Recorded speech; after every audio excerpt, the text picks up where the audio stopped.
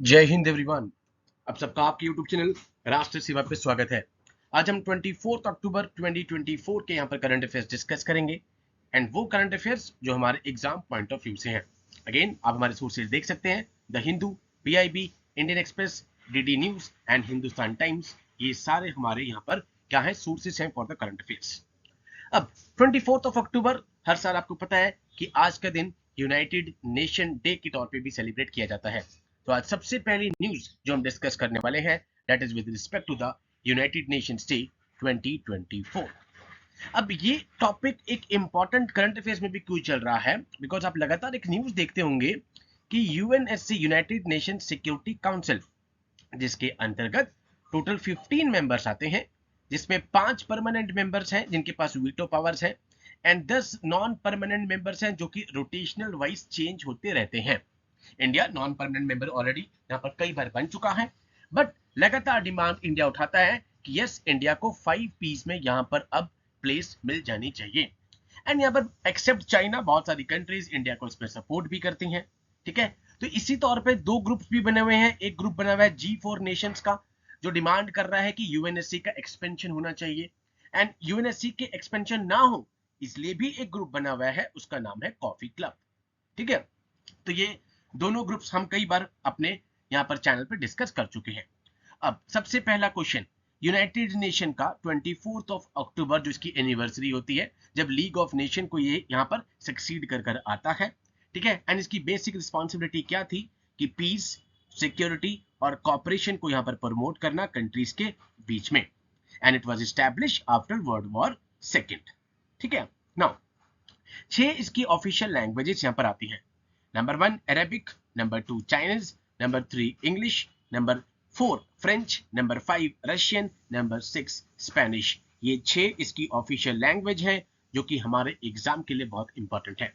तो अभी तक 6 ऑफिशियल लैंग्वेज प्लस UNSC अभी हम आगे डिस्कस भी करेंगे, जिसमें से एक चीज न्यूज में रह रही है, that is 5 permanent members at present. US, UK, France, Russia, China, ये 5 परमानेंट मेंबर्स हैं। वीटो पावर्स एक ने अगर मना करा तो सबकी ना होगी। ये अब यहीं पर इंडिया चाहता है कि UNSC में इंडिया यहाँ पर मेंबर बने।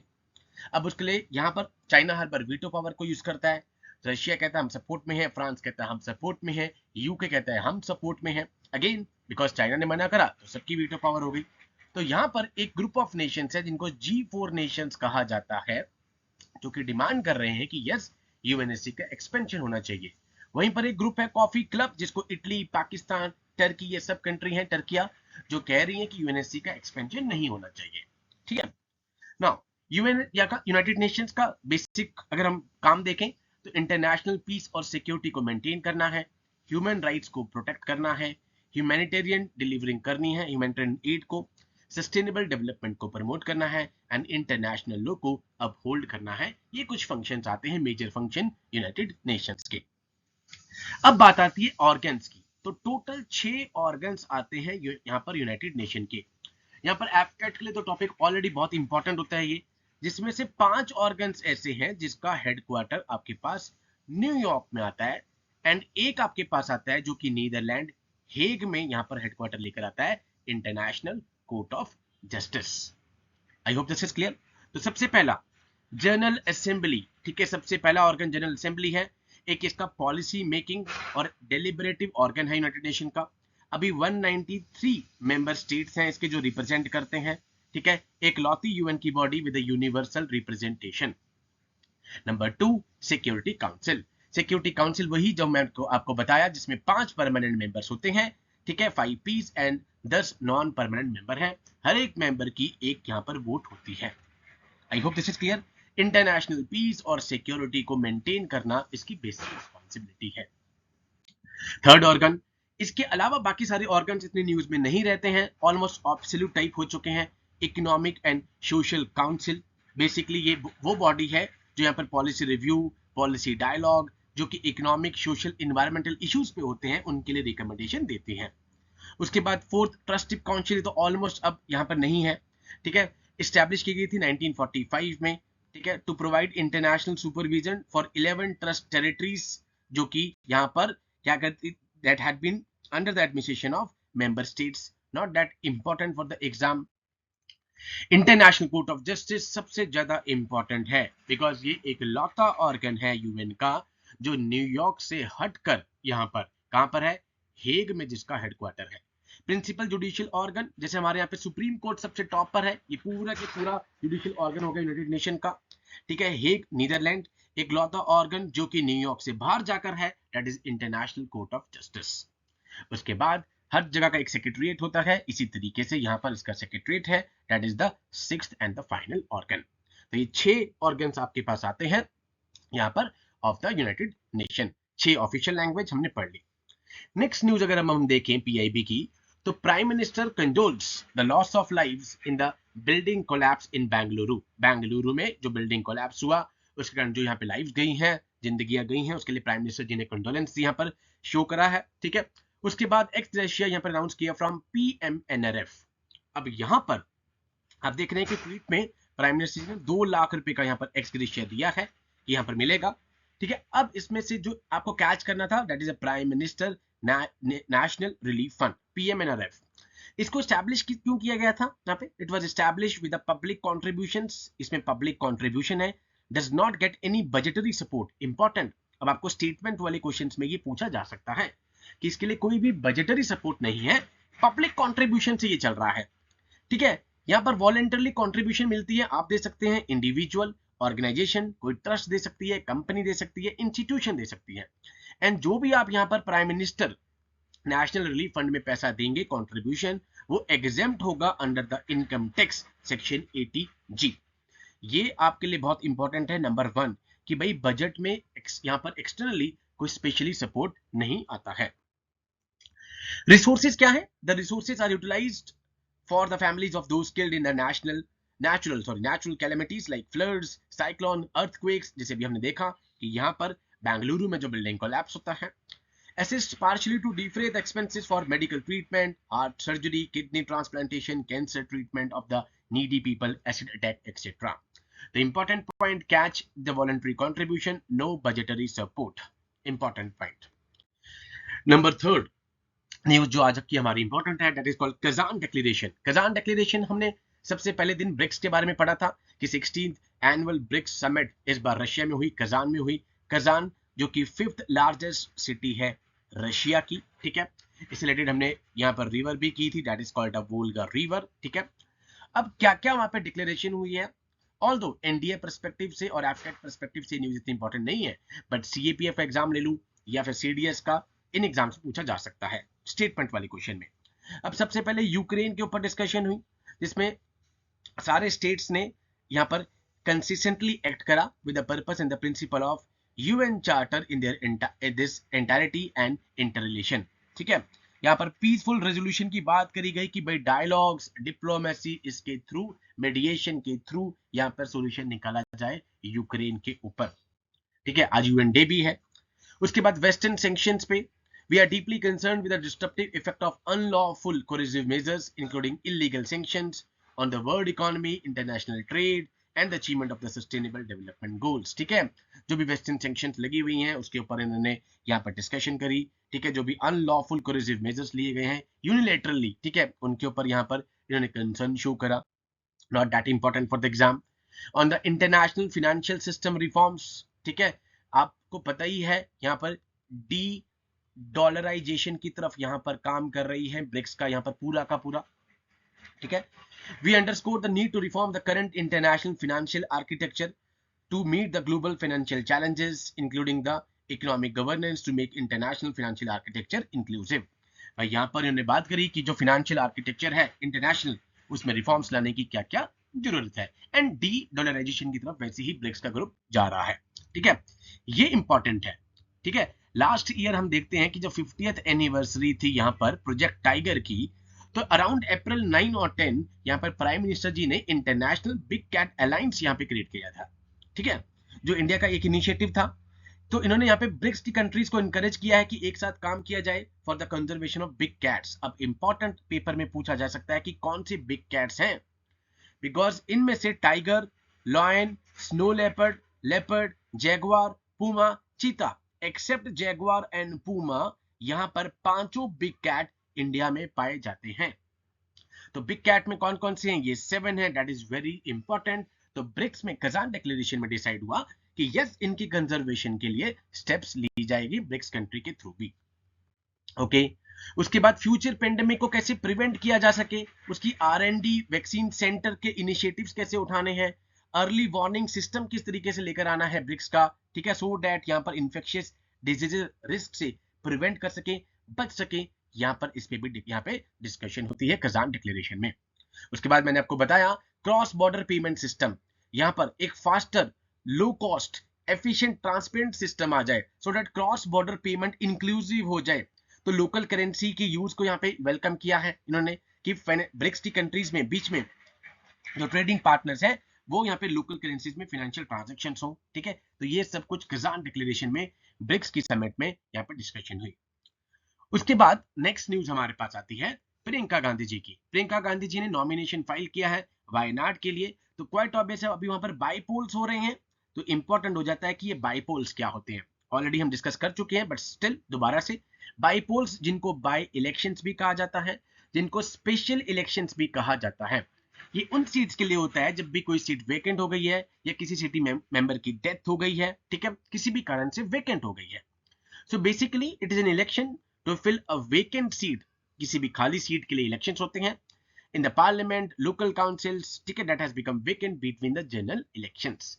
बट हमने इसकी एक्सेप्शंस भी देखी थी कि जो सेक्शन 151 कैपिटल ए है RPA एक्ट 1951 का, वो कहता है कि election commission to fill the vacancies in the parliament and state through by elections within 6 month, जैसे ही वो वैकेंसी अकर हुई है उसके 6 महीने के अंदर अंदर वहां पर बाईपोल्स या स्पेशल इलेक्शंस हो जाने चाहिए, provided the reminder of the term vacancy is more than 1 year और मोर।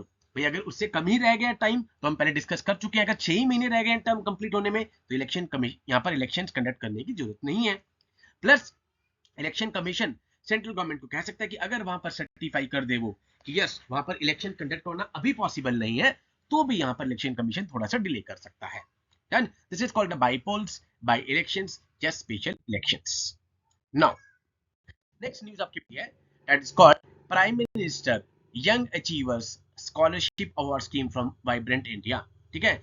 आप देख रहे हैं PS prime minister PM Yashasvi, बहुत इंपॉर्टेंट स्कीम से रिलेटेड क्वेश्चन पहले भी आप देखते हैं कि क्वेश्चन में यहाँ पर आपको CDS में देखने को मिलते हैं। नंबर 1 तो नोडल मिनिस्ट्री आप देख रहे हो, ministry of social justice and empowerment, ये नोडल मिनिस्ट्री है। उसके बाद एक ये अम्ब्रेला स्कीम है OBCs के लिए, EBC के लिए एंड DNT स्टूडेंट्स के लिए, जहां पर एग्जिस्टिंग स्कॉलरशिप स्कीम्स को और हॉस्टल स्कीम को इंटीग्रेट कर लिया जाएगा। एंड ये इनिशिएटिव इकोनॉमिकली वीकर फैमिलीज के लिए, ठीक है, फाइनेंशियल सपोर्ट देने के लिए लाई गई है सो दैट वो हाई लेवल की यहां पर क्वालिटी एजुकेशन को अटेन कर सकें। Yashasvi scheme, I hope this is clear.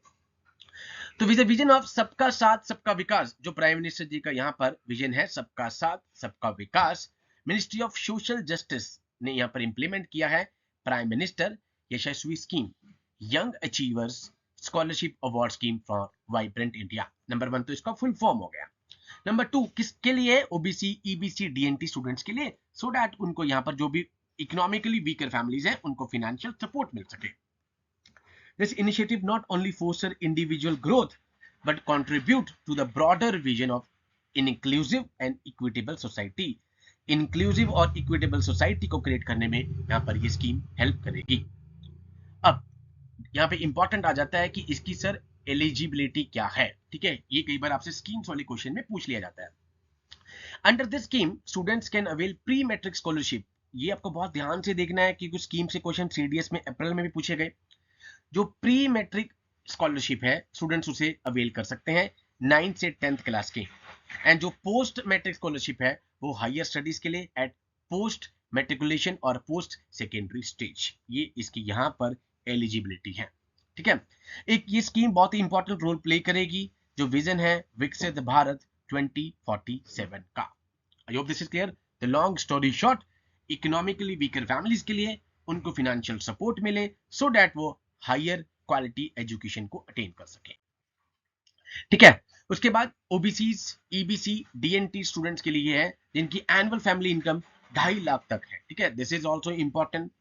And इसके अलावा कुछ और एलिजिबिलिटी लगानी है तो वो depending upon the specific scheme यहाँ पर लेकर आ सकते हैं, बट 2.50 लाख आपको पता हो। नाउ नेक्स्ट न्यूज हमारे पास आती है चीता की। इंडियन एक्सप्रेस की ये न्यूज है, ठीक है, जिसपे लिखा है India goes to Kenya looking to source cheetahs better suited for the home conditions. इससे पहले हम देखते हैं कि पहले नमीबिया और साउथ अफ्रीका से चीतास लेकर आए जाते हैं। कहां पर आए थे? मध्य प्रदेश में आए थे, ठीक है। मध्य प्रदेश में कहां पर आए थे? कूनो नेशनल पार्क, ठीक है। उसके बाद इसी साल की करंट अफेयर्स की न्यूज थी कि जो सेकंड होम अब आया है चीतास का, that is called Gandhi Sagar wild life sanctuary. पहले कूनो नेशनल पार्क पर prime minister Narendra Modi ji innovation करते हैं, ठीक है, प्रोजेक्ट चीता आता है। एंड सेकंड पे इसी साल Gandhi Sagar wild life sanctuary, जो कि मध्य प्रदेश में ही है, जो कि सेकंड होम निकल कर आया है ऑफ द चीता। अब इस न्यूज में क्या क्या इंपॉर्टेंट है हम देखते हैं। सबसे पहले तो cheetah revered for its charisma and significance in the Indian culture. India के कल्चर में यहाँ पर चीता की बहुत तगड़ी सिग्निफिकेंस है। It trace its name back to the Sanskrit meaning the spotted one. इसका संस्कृत मीनिंग क्या है? स्पॉटेड वन, ठीक है। नंबर 1 आपसे यहाँ पे पूछा जा सकता है। ये न्यूलिथिक केव पेंटिंग जो है सेंट्रल इंडिया में, ठीक है, वो डिपिक्ट करती हैं चीता को और उसकी एंशिएंट प्रेजेंस को। दैट मींस आपसे एंशिएंट हिस्ट्री के क्वेश्चन में कनेक्ट किया जा सकता है। आप पढ़ेंगे यहाँ पर पेलियोलिथिक, मेसोलिथिक, नियोलिथिक, ठीक है। तो अब जब आप एंशिएंट हिस्ट्री पढ़ते हैं तो जो नियोलिथिक पेंटिंग्स हैं, केव पेंटिंग्स हैं, वहां पर भी कहीं ना कहीं यहाँ पर चीता की एंशिएंट प्रेजेंस है। ओके नाउ इंडियन एक्सप्रेस का ये बहुत शानदार आर्टिकल था चीता के बारे में, कुछ फैक्ट्स हैं, ठीक है। Oldest of the big cat species, ठीक है, अभी हमने पढ़ा भी यहाँ पे इंटरनेशनल बिग कैट अलायंस, ठीक है। Ancestors can trace back about 8.5 million years. Number of cheetahs just under 7,500, ठीक है। ये इंपॉर्टेंट है। IUCN की जो रेड लिस्ट है वो इसको वल्नरेबल स्पीशी के अंतर्गत यहाँ पर रिकॉग्नाइज करती है, ठीक है। चीता हो गया, टाइगर हो गया, इस लायन हो गया, इसमें पूछा जा सकता है आपसे कि IUCN में कौन सा स्टेटस है, तो वल्नरेबल स्टेटस है। Asiatic cheetah and the north west African cheetah are critically endangered, ठीक है, ये आपको पता हो। Cheetahs have lost 90% of their global habitat and they are now in the 9% of the historic range. तो ये vulnerable और critical endangered वाली चीजें आपको पता हो। अब प्रोजेक्ट चीता को यहाँ पर कौन ओवरसीज कर रहा है, ये बड़ा इंपॉर्टेंट टॉपिक यहाँ पर, दैट इज कॉल्ड NTCA। जब हमने प्रोजेक्ट टाइगर डिस्कस किया था तो नेशनल टाइगर कंजर्वेशन अथॉरिटी, जो कि एक स्टैट्यूटरी बॉडी है, स्टैट्यूटरी दैट मींस इसे स्टैट्यूट के थ्रू क्रिएट किया गया है एक्ट ऑफ पार्लियामेंट से, वही प्रोजेक्ट चीता को अभी ओवरसीज कर रही है, ठीक है। was officially launched in India following the Supreme Court directives in 2020। Supreme court के डायरेक्टिव्स के बाद प्रोजेक्ट चीता को यहां पर क्या किया गया था? ऑफिशियली लॉन्च किया गया। Wild life institution of India WII सारी टेक्निकल असिस्टेंस दे रहा है, री इंट्रोडक्शन प्रोजेक्ट दे रहा है एंड कोऑर्डिनेट कर रहा है सारा का सारा। आई होप दिस इज क्लियर। तो यहाँ पे NTCA पता हो एंड प्लस इसके यहाँ पर आपको IUCN रेड लिस्ट स्टेटस पता हो। अब जो मेन एम था यहाँ पर चीता प्रोजेक्ट का, ये क्या था कि इस्टेब्लिश करना है viable cheetah meta population in India that allow cheetah to perform functional role as a top predators and provide space for the expansion of cheetah within its historical range contributing to the global conservation efforts, ठीक है। भाई चीता की जो Meta population है वो viable population को establish करना सबसे बड़ा मेन एम यहाँ पर इसी का यही था। तो ये थे आज की हमारी कुछ न्यूज इंपॉर्टेंट जो कि PIB, Indian express, DD news in सबसे ली गई है। इसमें से अगर मैं बात करूं तो जो ब्रिक्स की न्यूज है बहुत बार रिपीट हो रही है, तो ब्रिक्स के बारे में आपको कंप्लीट अब पता हो गया होगा। करजान के बारे में आपको कंप्लीट पता लग गया होगा कि करजान जगह कौन सी है, कौन सी रिवर के ऊपर है। नंबर 2 प्रोजेक्ट चीता हो गया, प्रोजेक्ट टाइगर हो गया, प्रोजेक्ट एलिफेंट हो गया। ये आपको अच्छे तरीके से पढ़ना है बिकॉज लगातार आपको न्यूज में दिखेगा।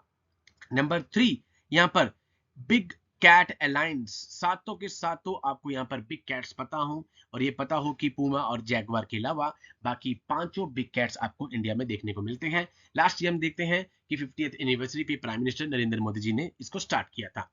बाईपोल्स आप देखेंगे लगातार अभी चल रहे हैं, तो आपको पता लगना चाहिए कि बाईपोल्स बाई इलेक्शंस कब होते हैं। एंड द लास्ट न्यूज जो सबसे पहले हमने स्टार्ट किया UN, उसको मैंने स्टैटिक प्लेलिस्ट में भी डिस्कस किया हुआ है बिकॉज यूनाइटेड नेशन के ऑर्गन्स, यूनाइटेड नेशन का सेक्रेटरी जनरल कौन है, यूनाइटेड नेशन की ऑफिशियल लैंग्वेजेस कौन सी हैं, ठीक है, ये सारी चीजें आपसे एग्जाम में पूछी जा सकती हैं। प्लस ये G4 नेशन और कॉफी क्लब लगातार न्यूज में चलता है बिकॉज यूएनएससी के एक्सपेंशन के लिए, ठीक है। तो आज की इंपॉर्टेंट जितने भी करंट अफेयर्स की न्यूज थी ये हमने आज डिस्कस कर ली है। 25 अक्टूबर को अब हम दोबारा मिलेंगे। Till that, Jai Hind to all, take care.